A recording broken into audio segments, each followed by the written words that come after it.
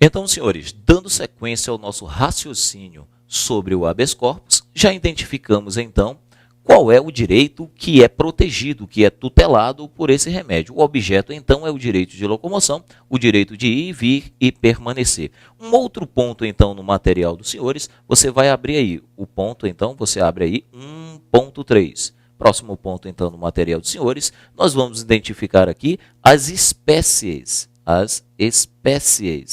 desses remédios constitucionais.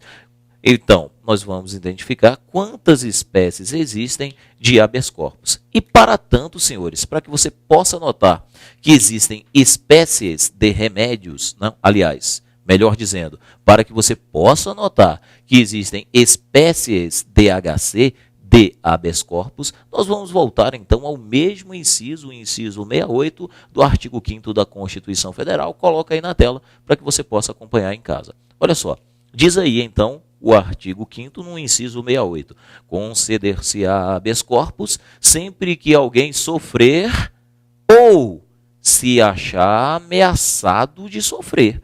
Então, tanto vai caber o habeas corpus quando você sofrer a violência ou coação em sua liberdade de locomoção, quando você se achar ameaçado de sofrer essa violência ou coação em sua liberdade de locomoção. Volta aqui para mim, para que a gente continue desenvolvendo o entendimento. Então, preste atenção. Vai caber habeas corpus tanto quando você sofre a restrição, a coação à sua liberdade de locomoção, como vai caber também o habeas corpus quando da simples ameaça, quanto da simples probabilidade de você vir a sofrer uma lesão na sua liberdade de locomoção. É por isso que a doutrina afirma que existe o habeas corpus preventivo e o habeas corpus repressivo. É isso que você vai colocar aí no seu caderno. Então coloque aqui, veja aqui, me acompanhe então até aqui o quadro para que você possa esquematizar essa ideia. Então vamos esquematizar aqui. Nós temos então o HC preventivo e temos o HC repressivo. HC preventivo e HC repressivo. Bom, o HC preventivo, senhores, ele também é conhecido com um outro nome. Ele também é conhecido como salvo-conduto. Coloque aí, salvo-conduto. HC, então, preventivo ou salvo-conduto.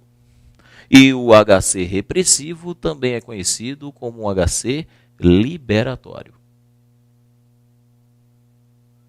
Então, HC repressivo ou HC liberatório. Tudo bem? Tranquilo?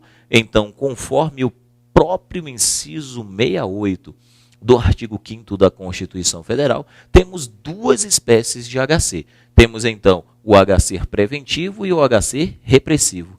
Quando que você vai utilizar o HC preventivo, então? Ora, você vai utilizar o HC preventivo, como o próprio nome diz, para prevenir uma lesão à sua liberdade de locomoção. Então, diante da simples ameaça de você sofrer uma coação à sua liberdade de locomoção, HC preventivo.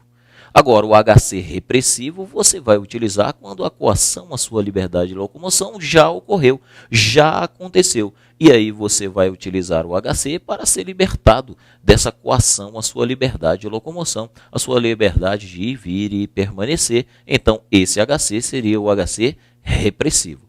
Tranquilo quanto a essa ideia, senhores? Acho que ficou bem tranquilo. Vamos, então, a um próximo ponto. Vamos apagar aqui para que a gente dê continuidade, então, à matéria. Vamos a um próximo ponto sobre o HC. Já identificamos aí a origem, o objeto e as espécies de HC. Agora, vamos abrir mais um ponto aí no seu caderno. Vamos abrir mais um ponto para que você vá complementando o estudo sobre o habeas corpus. Coloque aí. Agora é 1.4. Próximo ponto, então, 1.4. Nós vamos identificar aqui aquele que pode impetrar um HC. Quem será que pode impetrar um habeas corpus? Será que qualquer pessoa pode impetrar um habeas corpus? Será que qualquer indivíduo, qualquer brasileiro, um estrangeiro, um doente mental, um menor de idade, será que qualquer pessoa pode impetrar um HC? pode entrar com o HC em juízo? Bom, vamos ver isso aqui. Então, esse ponto você vai colocar assim no seu material. Legitimidade ativa. Nós estamos falando, então, na legitimidade ativa. Nós queremos saber quem é o impetrante. Então, legitimidade ativa ou impetrante. Quem é o impetrante? Quem tem legitimidade ativa, quem é que vai figurar no polo passivo da ação? Nessa ação, quem é que pode impetrar? Que ação que estamos falando? Estamos falando, então, do habeas corpus. Legitimidade ativa. Vamos esquematizar aqui a legitimidade ativa, então, para os senhores. Quem é que pode impetrar? Será que qualquer pessoa pode impetrar um habeas corpus?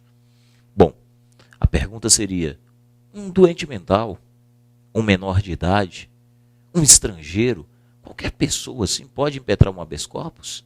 A resposta, senhores, é sim.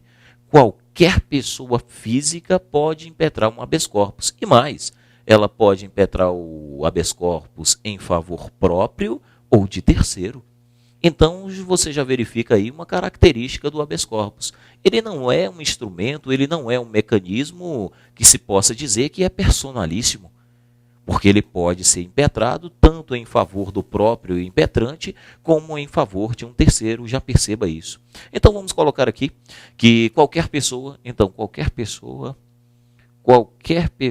física pode impetrar um HC, pode figurar, então, no polo ativo desta ação. Tranquilo, senhores? Então, dito de outra forma, qualquer pessoa pode ser impetrante de um HC. Qualquer pessoa física, seja ela nacional, estrangeira, seja um menor de idade, seja um doente mental, qualquer pessoa pode impetrar um HC. Tudo bem? Tranquilo até aí?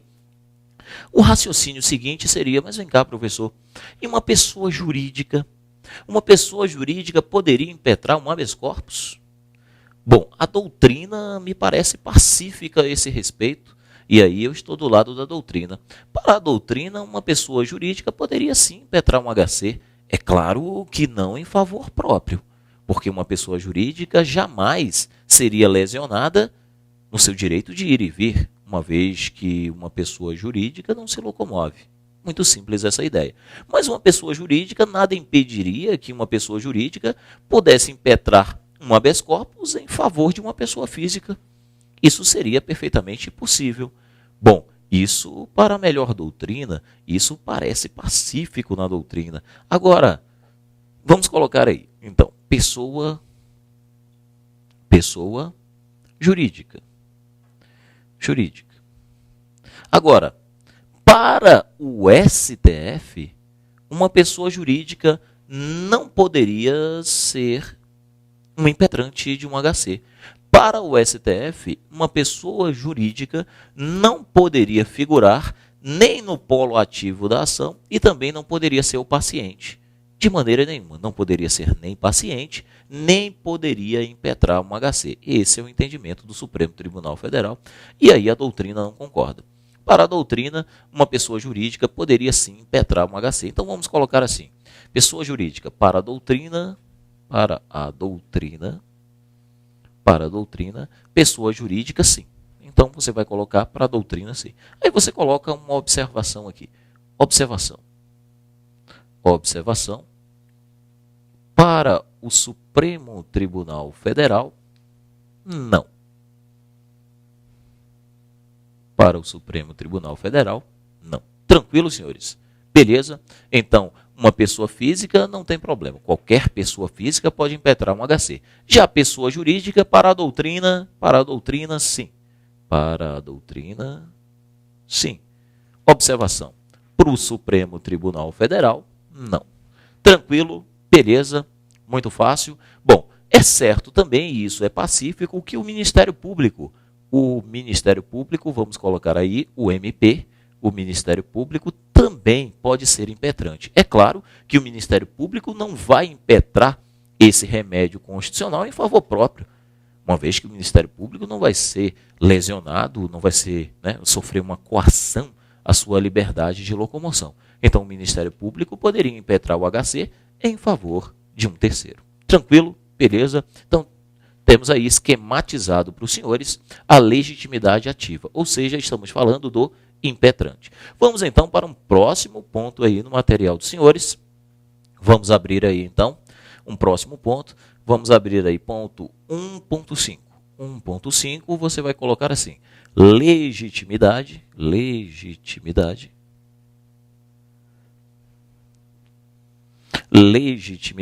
passiva. Legitimidade passiva. E neste ponto, legitimidade passiva, nós estamos falando então não do impetrante, mas do impetrado. Não é o impetrante, é o impetrado. Ou seja, quem vai figurar no polo passivo dessa ação? Se é uma ação, se você vai impetrar uma ação, você vai impetrar uma ação contra alguém. Alguém tem que figurar no polo passivo da ação. Essa pessoa recebe o nome de impetrado, mas tem um outro nome dado pela doutrina. Então vamos colocar aqui o outro nome. Também é chamado de autoridade coatora.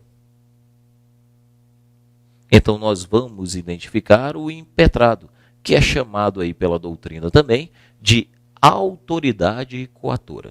Tudo bem? Então contra quem que você vai impetrar o HC? Quem é essa autoridade coatora? Bom, já é uma autoridade coatora por quê? Porque em regra, pelo menos na maioria das vezes, você vai ser restringido na sua liberdade de locomoção quando você é preso. Então, quem pode dar uma ordem de prisão é uma autoridade, e essa autoridade vai ser exatamente a autoridade coatora. Então, senhores, vamos colocar assim, vamos esquematizar a legitimidade passiva para os senhores, começando da seguinte forma. Pode ser, então, a autoridade coatora, qualquer autoridade pública, não é isso? Qualquer não, né? Mas autoridade pública, autoridade pública. E quem é que pode ser essa autoridade pública? Não é qualquer, é uma autoridade pública. Mas quem? Quem pode ser uma autoridade pública que vai coagir você na sua liberdade de locomoção? Vamos colocar alguns exemplos aqui. Bom, a autoridade pública, então, pode ser, vamos colocar aqui, acompanhe aqui para que você não se perca na matéria. A autoridade pública, então, poderá ser o seu delegado, o delegado de polícia. O seu delegado pode coagir você, então, na sua liberdade de locomoção. Pode ser o seu juiz e pode ser também o tribunal. Então, 3 exemplos aqui. Tá bom, 3 exemplos de autoridade coatora, aquela que vai figurar no polo passivo da ação. Então, você vai impetrar um HC, contra quem? Contra uma autoridade coatora. Quem pode ser a autoridade coatora? Autoridade pública, delegado, juiz ou até um tribunal que determine ali a sua prisão, coagindo você na sua liberdade de locomoção. Tudo bem? Agora, isso aqui é fácil. O examinador no concurso público não costuma perguntar isso. O examinador tem uma pergunta mais interessante para você. Ele vai perguntar assim: ô candidato, responda para mim. Preste atenção. Poderia, candidato, uma pessoa que não é autoridade pública figurar no polo passivo do habeas corpus? Poderia, então, um particular figurar no polo passivo? Você poderia entrar com uma ação do habeas corpus contra um particular? Isso seria possível? A resposta é sim. Isso seria possível, então vamos colocar aqui o particular. Um particular como um possível impetrado, como uma possível autoridade coatora. O particular, então, pode figurar, então, como um polo passivo dentro do habeas corpus. O particular, senhores, seria o caso típico da doutrina aí. A doutrina cita, né, como um exemplo de um particular sendo coagindo você na sua liberdade de locomoção. O caso clássico citado aí é o caso de um diretor de hospital. Um diretor do hospital que venha restringir a liberdade de locomoção, um diretor de hospital,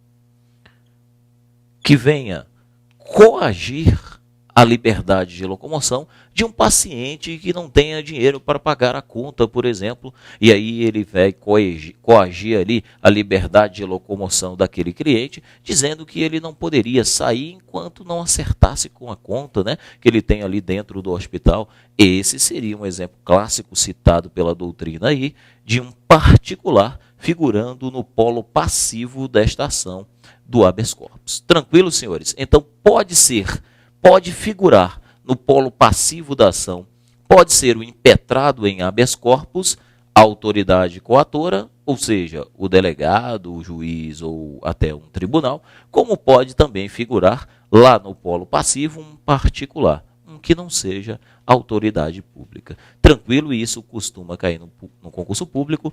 Fique atento, então, quanto a esta ideia. Tranquilo, senhores? Então, vamos desenvolvendo a ideia aqui. Vamos a um próximo ponto. Já vimos, então, a legitimidade ativa, já vimos a legitimidade passiva, vimos, então, dito de outra forma, o impetrante e o impetrado. Agora, no próximo ponto aí, nós vamos ver aí, então, 1.5.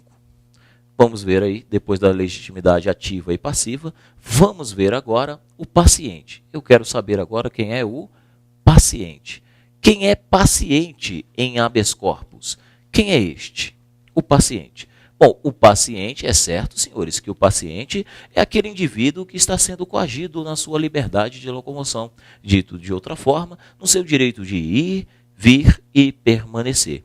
Então, quem é que pode figurar como paciente? Será que qualquer pessoa física ou jurídica pode figurar como paciente? Bom, isso aí é unanimidade. É claro que, conforme doutrina, conforme Supremo Tribunal Federal, só pode figurar como paciente, acompanhe, pessoa física.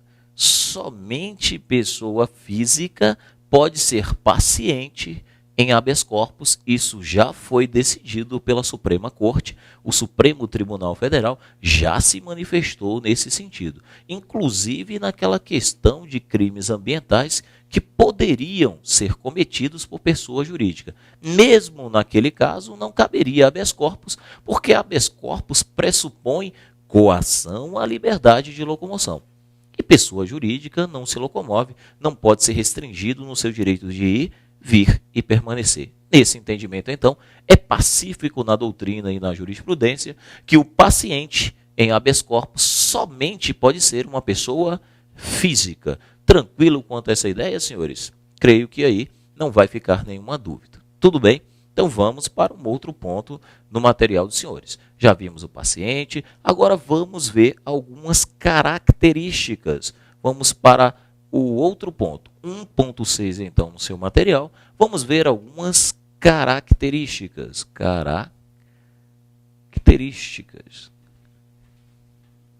Vamos ver algumas características do HC. Algumas características desse instrumento, desse famoso instrumento. Essas características costumam cair aí no concurso público. Vamos colocar aqui, vamos esquematizar essas características para os senhores. Primeira característica, essencial característica do habeas corpus, é que o habeas corpus é um instrumento totalmente informal. Ele não obedece a formalidade alguma. Ele não tem que obedecer a nenhuma formalidade instrumental, nem nenhuma formalidade processual. Então, vamos colocar aqui, é um instrumento, então, informal. Informalidade. Informal. O HC, então, ele é informal. Ele não obedece, então, acompanha aqui, a nenhuma formalidade processual ou até instrumental. Então, já coloque aí no seu caderno a primeira característica do HC. O HC, então, é um instrumento totalmente informal. Ele não obedece a nenhuma formalidade, acompanhe, processual, nem nenhuma formalidade instrumental. O HC, então, não obedece a nenhuma formalidade processual ou nenhuma formalidade instrumental. Tranquilo, senhores? Fácil até aí? Vamos embora. Mais uma característica, então, do habeas corpus. Uma outra característica do habeas corpus, que está na própria Constituição Federal, é que ele é gratuito. Então, o habeas corpus é uma ação gratuita. O habeas corpus é gratuito. Tudo bem? Tranquilo? Uma outra característica desse instrumento, do habeas corpus, é que além de ser informal, além de ser gratuito, ele não precisa de advogado. Então, precisaria de advogado o HC? Aí você vai colocar aí no seu material que não precisa de advogado. Então, esse instrumento, o habeas corpus, senhores, é um instrumento, além de informal, gratuito, é um instrumento que não precisa de advogado. E aqui é interessante, porque é o único remédio constitucional que vamos estudar que não precisa de advogado. Por quê?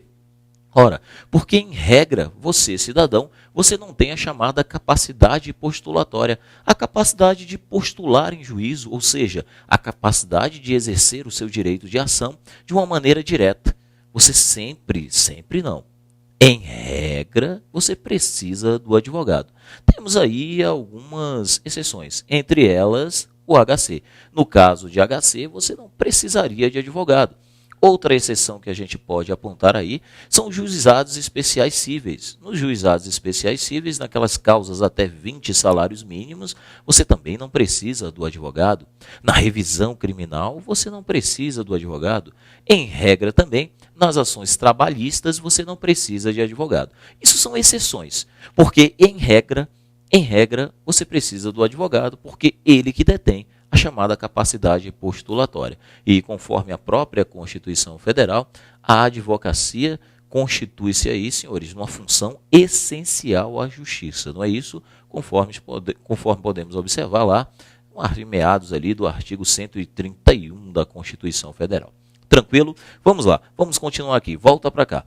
Então, o habeas corpus, senhores, o habeas corpus, conforme vimos, tem como característica a informalidade. É um instrumento informal. Tanto informal que você poderia, por exemplo, redigir um habeas corpus em uma folha de um caderno. O preso, se ele estivesse ali apenas com a condição de pegar o papel higiênico para redigir um habeas corpus, poderia? Sim, poderia. Então, o HC ele é um instrumento totalmente informal. Ele não obedece a nenhuma formalidade processual nem instrumental. Vimos também que o HC é gratuito e que ele não precisa de advogado. Tranquilo? Até aí, senhores? Tranquilo? Beleza. Então, vimos aí algumas características do habeas corpus. Informal, gratuito e não precisa de advogado. Tranquilo? Esquematizamos aí algumas características desse remédio para os senhores. Vamos agora para algumas questões interessantes ainda sobre o HC. E essas questões interessantes sobre o HC cai bastante no concurso público. E você vai colocar uma atenção agora aí no seu caderno, no seu material, para que você vá complementando. Vamos colocar uma atenção. Coloque atenção, atenção, atenção. Olha a bombinha, atenção, item de prova, senhores. Atenção para o item de prova. E o primeiro item de prova, atenção, item de prova. O primeiro item de prova que você vai colocar aí no seu material, primeiro item de prova, para que você vá complementando, vamos colocar aqui, primeiro item de prova. Me acompanhe para que você não se perca na matéria. Primeiro item de prova. Seria possível, professor, um habeas corpus diante de uma prisão militar? Seria possível, professor, impetrar um HC diante de uma prisão disciplinar militar? Seria possível isso? Esta é a pergunta. É possível? se impetrar um HC diante de uma prisão disciplinar militar? Ou seja, quando estamos diante de punições disciplinares militares, poderia ser impetrado um HC? Bom, se você for até o artigo, vamos colocar aqui, se você for até o artigo 142, artigo 142, no seu parágrafo 2º do artigo 142, salvo engano, artigo 142, no seu parágrafo 2º, afirma lá que não cabe HC diante de punições disciplinares militares. Não cabe. Isso está escrito no parágrafo 2º do artigo 142 da Constituição Federal. Não caberia, então, HC diante de uma punição disciplinar militar. E por que não caberia? Por que não caberia? Bom, as instituições militares, elas têm como base a hierarquia e a disciplina. E a hierarquia e disciplina são características dos militares que fundamentam a própria existência, né, dessas instituições. Isso seria estranho, seria peculiar ao meio civil. Então não poderia o juiz substituir a conveniência e a oportunidade de uma autoridade militar para aplicar uma sanção disciplinar ao seu subordinado. Não poderia exatamente com base na hierarquia e na disciplina, que são características típicas do meio militar. Então, repetindo, o juiz não poderia substituir o juízo de conveniência e oportunidade da autoridade militar em aplicar uma sanção disciplinar ao seu subordinado. Por isso que está escrito no artigo 142, no parágrafo 2º, que, em regra, não caberia, então, um HC diante de uma punição disciplinar militar. Tranquilo? Ocorre que o Supremo Tribunal Federal tem flexibilizado essa ideia, ou seja, deu uma flexibilização ao artigo 142, no seu parágrafo 2º, dizendo, olha, não é bem assim. Não cabe HC diante de uma prisão, de uma punição disciplinar militar, não cabe HC para analisar o mérito da prisão. Realmente não cabe, porque aí o juízo de oportunidade, de conveniência da autoridade militar não pode ser substituído. Então, realmente não caberia para analisar o mérito da prisão disciplinar militar.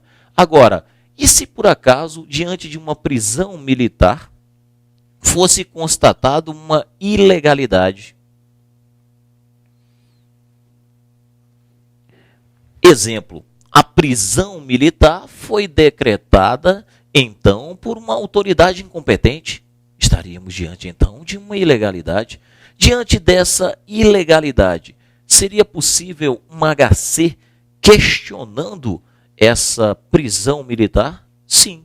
Conforme o Supremo Tribunal Federal, sim. Então, perceba, senhores, existe uma mitigação, uma flexibilização dessa ideia que está constante no artigo 142, no seu parágrafo 2º, que diz que não cabe HC diante de uma punição disciplinar militar. Em regra, não cabe. Não cabe para analisar o mérito da prisão militar, mas cabe para analisar, por exemplo, uma ilegalidade. Tudo bem, senhores? Cuidado com isso no concurso público. Como é que isso cai no concurso público, professor? Bom, no concurso público o examinador costuma generalizar. Se ele generalizar, vai estar errado. Exemplo, ele vem e pergunta para você, o candidato me responda, conforme a Constituição Federal, não caberá habeas corpus em nenhuma hipótese diante de uma punição disciplinar militar. Ora, essa questão estaria equivocada, estaria errado. Em nenhuma hipótese? Não, tem hipótese que cabe. Quando?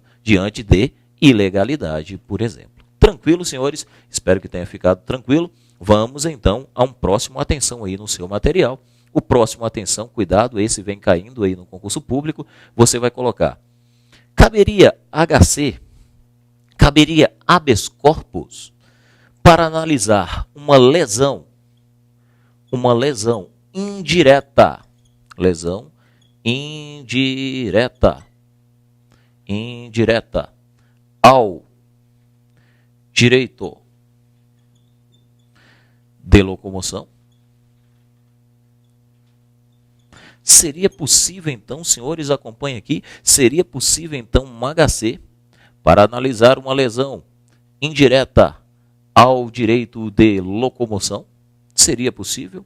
Bom, primeiro você precisa saber o que seria uma lesão indireta ao direito de locomoção. Não é verdade? Vamos colocar isso em exemplo.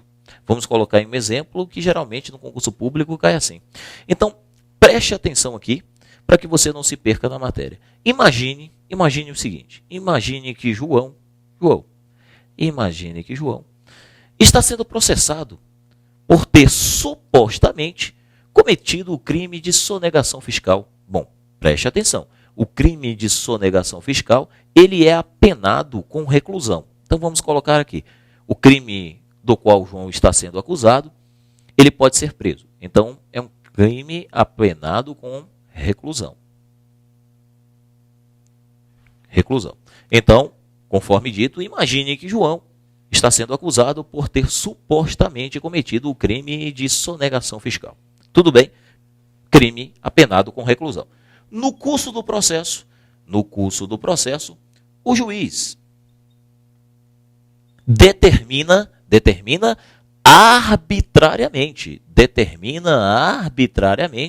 a quebra do sigilo bancário de João. Então, o juiz, no curso do processo, determina arbitrariamente a quebra do sigilo bancário de João. A pergunta seria: qual remédio cabível para atacar a decisão do juiz, questionar, impugnar a decisão do juiz que determinou a quebra do sigilo bancário de João? Bom, perceba, sigilo é um direito. Sigilo é um direito líquido e certo previsto na Constituição Federal. Então, João ele tem o direito líquido e certo do seu sigilo bancário e fiscal. Se o juiz determinou a quebra do sigilo de maneira arbitrária, sem fundamento legal, estaríamos diante de uma ilegalidade. Opa! E qual remédio cabível para impugnar a decisão do juiz que determinou arbitrariamente a quebra do sigilo de João? Bom, o remédio em regra, já que estamos diante de um direito líquido e certo, o remédio seria o mandado de segurança. Bom, o mandado de segurança cabe para quê? Ora, para proteger um direito líquido e certo, no caso aqui, o sigilo bancário de João. Tranquilo? Mas o examinador no concurso público vai perguntar assim para você. Imagine que nessa situação, o advogado de João tenha atacado essa decisão do juiz, dito de outra forma, tenha impugnado a decisão do juiz por meio de um HC. Opa! Teria agido corretamente o advogado de João? Em outras palavras, o HC é um instrumento idôneo, é um instrumento cabível para impugnar a decisão de um juiz que determina arbitrariamente a quebra de um sigilo bancário ou fiscal? Bom, a resposta é sim. Conforme entendimento da Suprema Corte, do Supremo Tribunal Federal, cabe a HC para impugnar a decisão de um juiz se ele quebrar o sigilo bancário ou fiscal de maneira arbitrária, sem fundamento legal, caberia o HC. Mas a pergunta que ficaria aqui é, mas HC não tutela, não é o direito de locomoção? E onde estaria aqui em jogo o direito de locomoção? Ora, elementar. Observe aqui para que você não se perca na matéria. O crime que João está respondendo, o que está sendo acusado, é um crime que pode ser apenado com reclusão. Então, estamos aqui diante de uma ameaça. Estamos aqui diante de uma possibilidade de João ser preso. Quando? Lá na frente. Ora, se o juiz aqui determinou a quebra do sigilo bancário de João, ocorre que lá na frente, baseado nessas provas que vão ser obtidas da quebra do sigilo, diga-se de passagem, uma quebra arbitrária do juiz aqui no nosso exemplo, lá na frente o João poderia ser o quê? Preso. Então veja bem, estamos diante de uma ameaça de coação à liberdade de locomoção. E essa prisão seria uma prisão ilegal? Seria uma prisão ilegal por quê? Ora, porque o juiz determinou a quebra do sigilo arbitrariamente. Então a prisão seria decorrente de um ato ilegal. Logo, prisão ilegal E diante de uma prisão ilegal, cabe habeas corpus.